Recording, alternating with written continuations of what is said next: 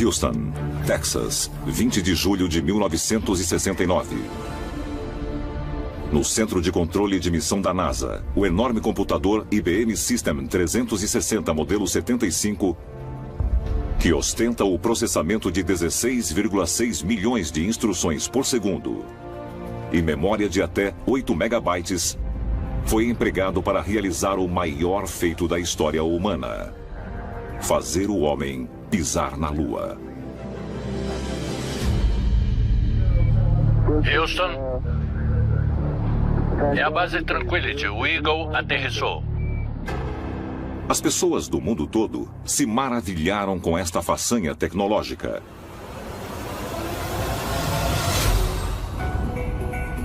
Mas, incrivelmente, apenas 6 décadas depois, um aparelho portátil, pesando menos de 200 gramas, sobrepujou toda a tecnologia que a NASA tinha em 1969. Hoje, o smartphone contém uma inacreditável potência 1 milhão de vezes maior que o computador usado para levar o homem à Lua. O que tínhamos quando o homem chegou à Lua é quase nada comparada com o que um adolescente tem agora no que diz respeito a poder computacional. A capacidade de acessar informações e de se comunicar com as pessoas é uma conquista tecnológica surpreendente. Nem dá para imaginar o que vai acontecer daqui a 30 anos. O que nós achamos que é tão avançado não vai ser tão avançado assim. Os computadores vão assumir o lugar dos humanos. O futuro é assustador. Até mesmo Stephen Hawking e o fundador da Tesla Motors, Elon Musk, previram que as máquinas logo poderão ultrapassar e até substituir os humanos. Muitos cientistas e pensadores afirmaram que, no final, as máquinas vão dominar o mundo. Os computadores estão ficando mais rápidos e poderosos. Uma hora projetaremos máquinas que vão criar máquinas ainda melhores. Se forem mais espertas que nós, melhor tomar cuidado. Os extraterrestres estariam observando a humanidade há milhares de anos e nos trouxeram até este ponto porque querem que nós tenhamos uma tecnologia avançada e também nos tornássemos a própria tecnologia, até que estejamos prontos para ser como eles. Temos que nos perguntar se isso pode fazer parte de um plano extraterrestre para influenciar a humanidade através da implantação de tecnologia no corpo humano. E se for assim, qual é o propósito? Serve para acelerar as nossas habilidades ou é um esforço para controlar a humanidade? Só o tempo dará uma resposta a essas perguntas. Na verdade, queremos que essas máquinas vivam 100 anos sem assistência, sem qualquer tipo de supervisão. Ao combinar as características realistas dos androides, os cientistas acreditam que logo chegará uma época em que os seres humanos artificiais serão praticamente idênticos às pessoas reais.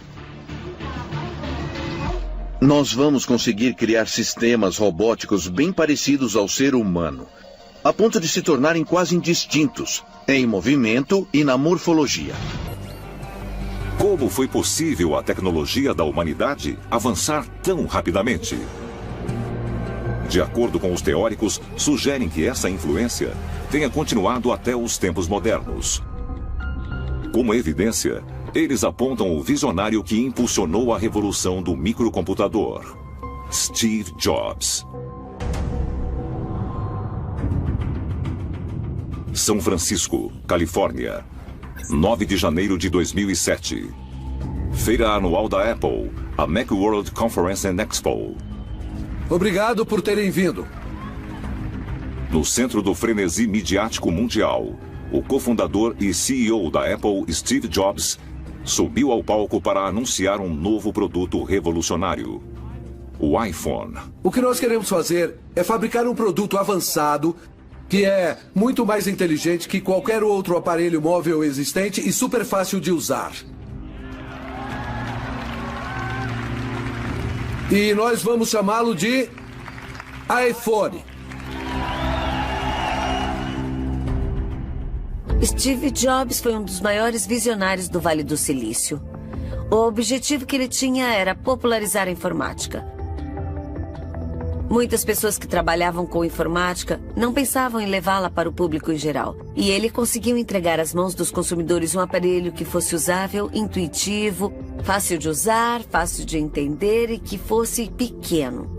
No que diz respeito à simplicidade e beleza, ele fez algo simplesmente perfeito, eu acho.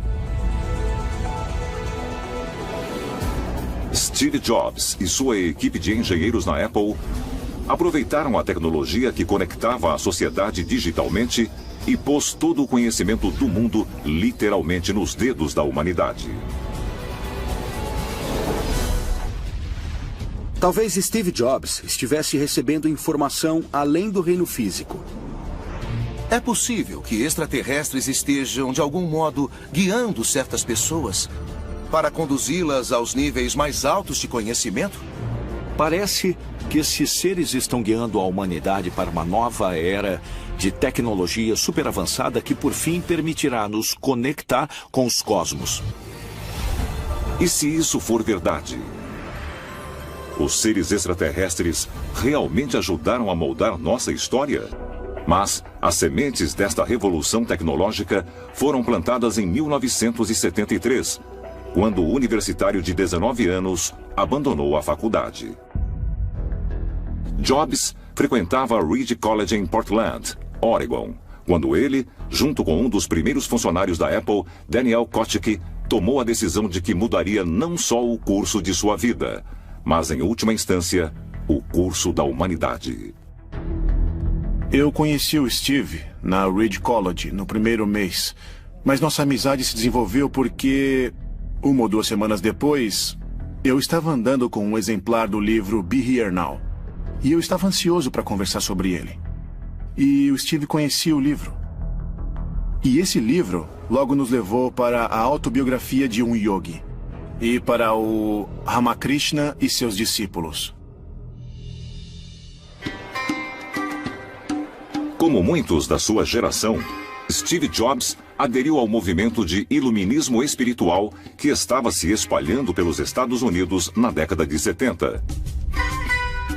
E de acordo com as pessoas mais próximas, ele não considerava isso um interesse passageiro, mas sim um chamado.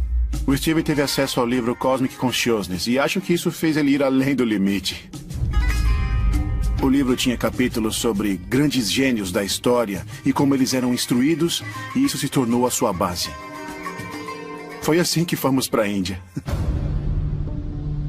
Impulsionado pelo desejo de encontrar iluminação espiritual, Steve Jobs viajou para a Índia, acompanhado de Daniel.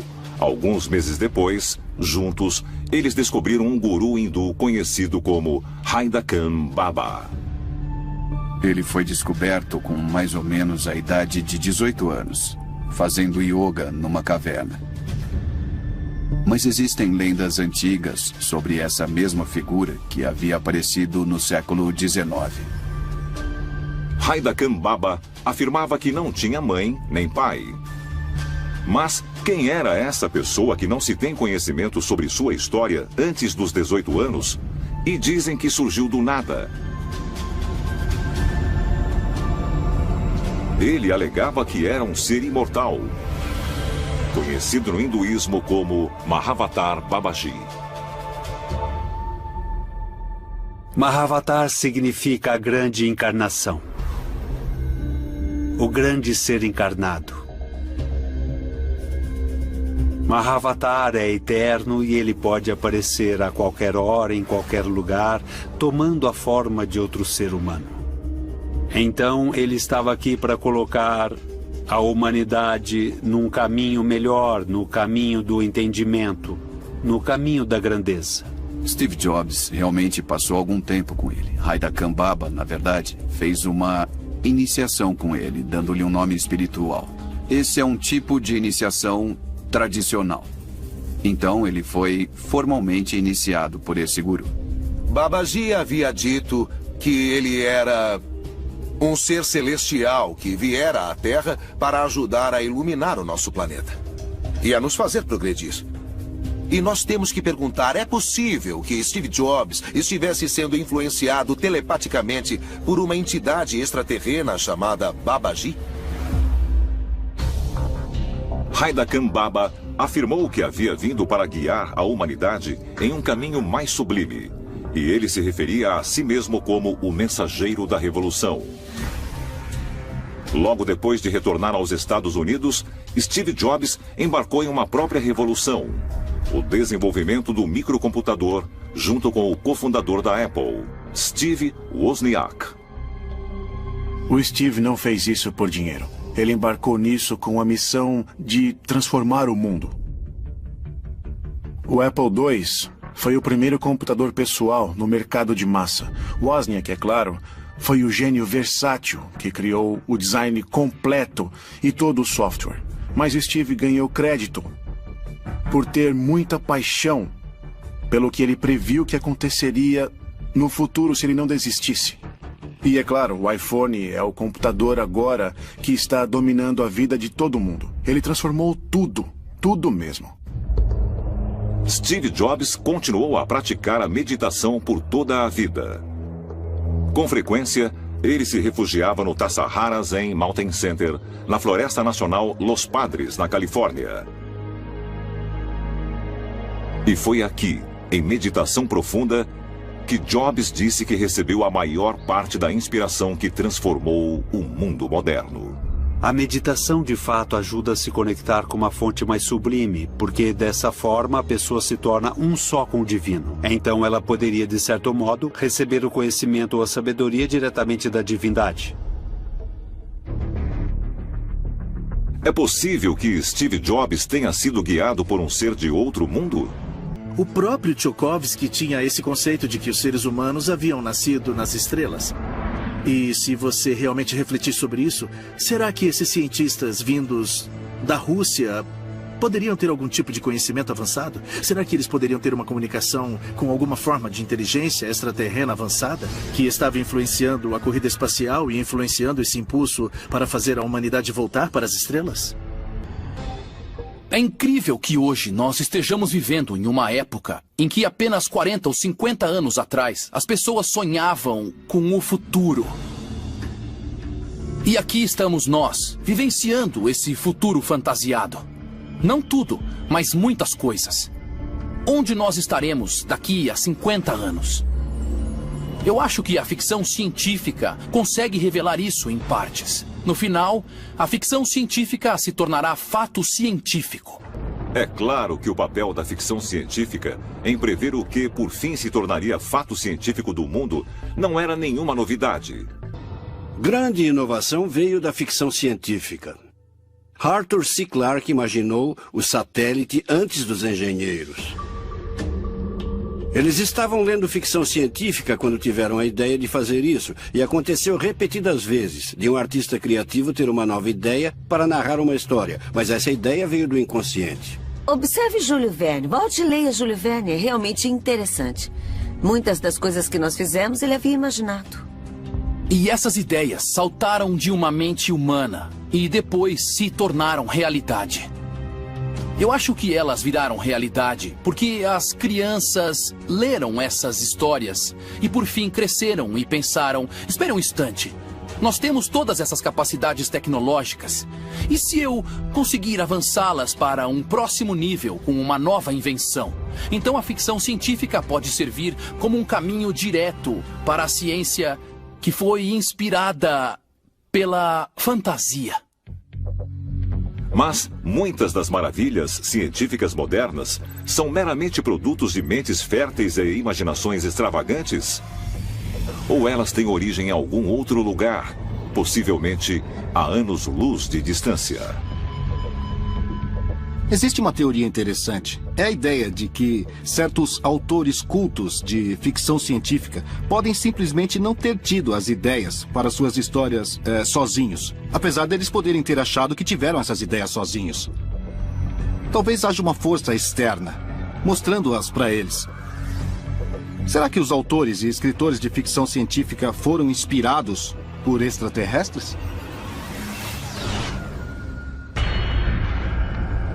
Os extraterrestres podem ter dado à humanidade prévias do seu futuro através da ficção científica? E se as mentes criativas do passado tivessem sido capazes de vaticinar as incríveis tecnologias de hoje, Então, nós deveríamos também interpretar a ficção científica moderna como um guia para onde a humanidade está se dirigindo.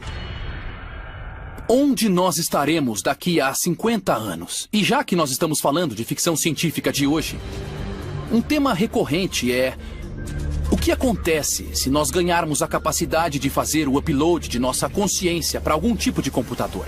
É possível que nosso futuro possa estar num reino digital? Eu não ia querer que meus pensamentos fossem levados para um computador, porque então nós realmente vamos virar pó. Este planeta vai parar de existir em 2 segundos, se soubermos o pensamento um do outro. Então existe uma linha tênue que serve como limite entre o que pode e vai garantir nosso futuro e o que pode e será nossa indubitável aniquilação. E as contribuições de Steve Jobs para a revolução do microcomputador deixaram todo o conhecimento coletivo do mundo aos nossos dedos. Mas o trabalho desses visionários e de outros foi realmente conduzido por uma inteligência extraterrena? E se a resposta for afirmativa, com qual finalidade?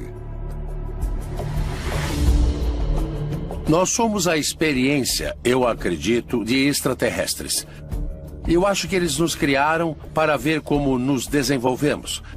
E eles provavelmente estão dizendo: puxa, veja esses humanos, veja como conseguem avançar rapidamente. E nós estamos aprimorando cada vez mais a tecnologia. Mas Elon Musk da Tesla e o físico Stephen Hawking avisaram que temos que ter cuidado com a inteligência artificial. Podemos ir longe demais. Eu concordo com eles. Precisamos tomar cuidado.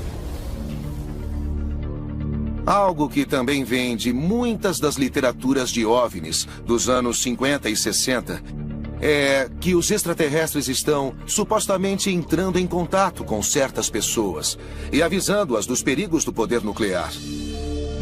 E que o que estávamos fazendo com nossas armas atômicas era muito destrutivo e que nós poderíamos destruir nosso próprio planeta com essa tecnologia.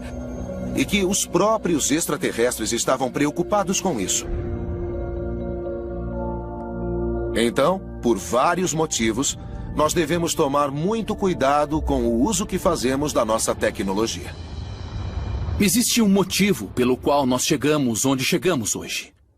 Nós fizemos esses avanços na tecnologia por um e apenas um único motivo: retornar às estrelas, porque é de onde nós viemos.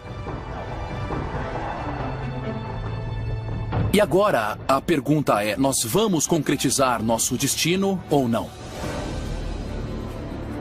É possível que os maiores visionários da humanidade tenham inconscientemente posto em prática algum tipo de plano extraterrestre?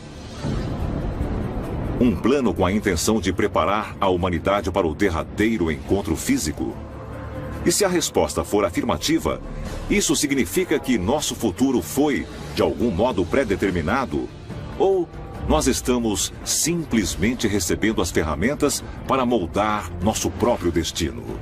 Talvez a resposta possa ser encontrada nas páginas de um livro de ficção científica na palma da nossa mão, dentro de um simples celular, ou da última tecnologia robótica. Ou talvez possa estar até mesmo bem diante de nós.